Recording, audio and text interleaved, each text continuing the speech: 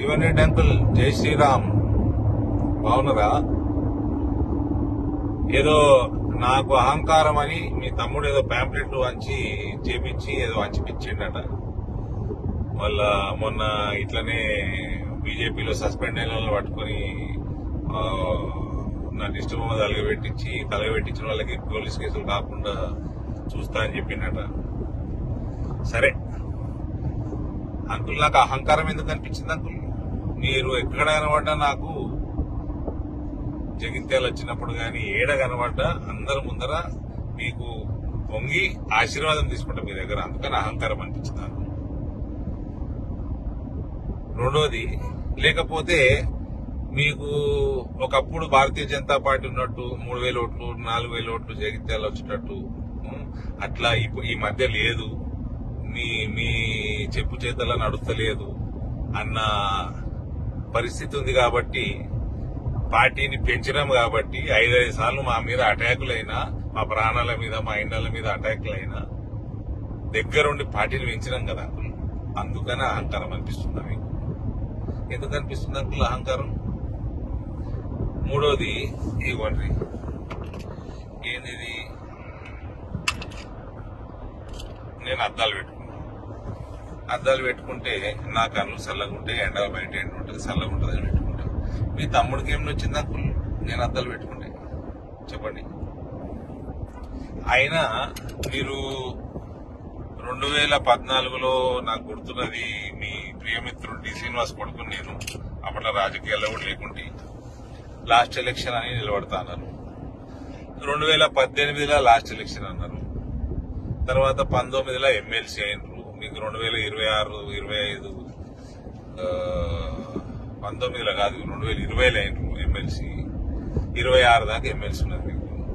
తర్వాత 2023లో మళ్ళీ MLA last election అన్నారు. గెలిస్తే మంత్రి వేద్దాం అనుకున్నారు.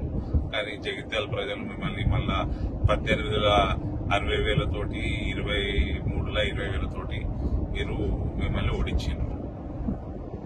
ఇప్పుడు మళ్ళా ఎంపీ నిలబడతా అంటున్నారు. మళ్ళా లాస్ట్ ఎలక్షన్ అంటారు మీరు.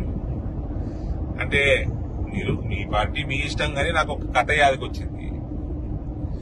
కథ కాదు, నిజమే ఇది. లాలూ ప్రసాద్ యాదవ్ గారు రైల్వే మంత్రిగా ఉండే. రైల్వే మంత్రిగా ఉన్నప్పుడు ఆ టైంలల్లా 90లలో మళ్ళా ఆయన మంత్రిగా ఉన్నప్పుడు నేషనల్ ఫ్రంట్ గవర్నమెంట్, తర్వాత యూపీఏ గవర్నమెంట్ లో వివిధ పోర్ట్ఫోలియోలలో ఒకసారి రైల్వేస్ చేసేట డేట్ కరెక్ట్ గుర్తులేదు. కానీ అప్పట్లో బాగా దొంగతనాలు అవు రైళ్లలో.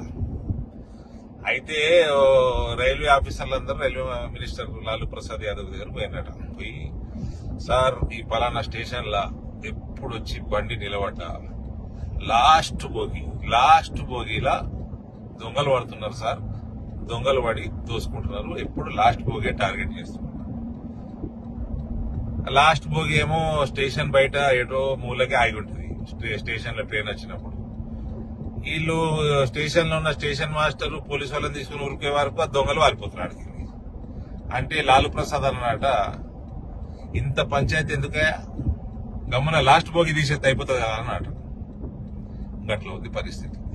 అంకుల్, మీరు పెద్దలు, నేను మీ కొడుకు లెక్క, కొడుకు వయసు నేను. ఎలక్షన్లు కొట్లాడితే కొట్లాడదాం, ఏమి ఇబ్బంది లేదు, మంచిగా కొట్లాడదాం, ముందాగా కొట్లాడదాం. కానీ మీ ఇంటి వాళ్ళకి చెప్పుర్రి, కొంచెం ఇట్లా చిల్లర వ్యవహారాలు చేయొద్దని చెప్పుర్రి. నాకు బాజాబ్తా భారతీయ జనతా పార్టీని కాంగ్రెస్ పార్టీ తోటి ఈక్వల్ గా ఓట్లు తెచ్చినాం కదా ఎలక్షన్లలో, అసెంబ్లీలో. ఇక పార్లమెంట్ అంటే ఎడదట్టుకుంటారు నాకు. నేను చేసిన వాగ్దానాన్ని చేస్తే మీరు 45 ఏళ్ళు చేయలేని మీ పార్టీ మీరు నేను తెచ్చిపెడితే రైతులకి.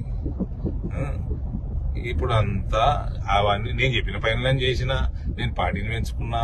ఇవన్నిటితో పాటు రామమయం ఉన్నదంతా, మోడీమయం ఉన్నది, రామమయం ఉన్నది, హర హర మోదీ, గర్గర్ మోదీ ఉన్నది.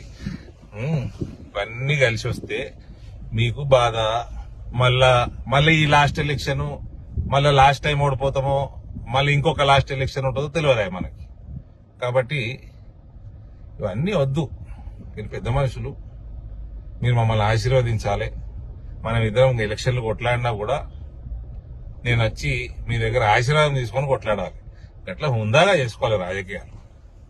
వినరా అంకుల్? మీ తమ్ముడికి ఎప్పుడు జరా ఈ చిల్లర పనులు పని చేయమని చెప్పారు. భారత్ మాతాకి జై.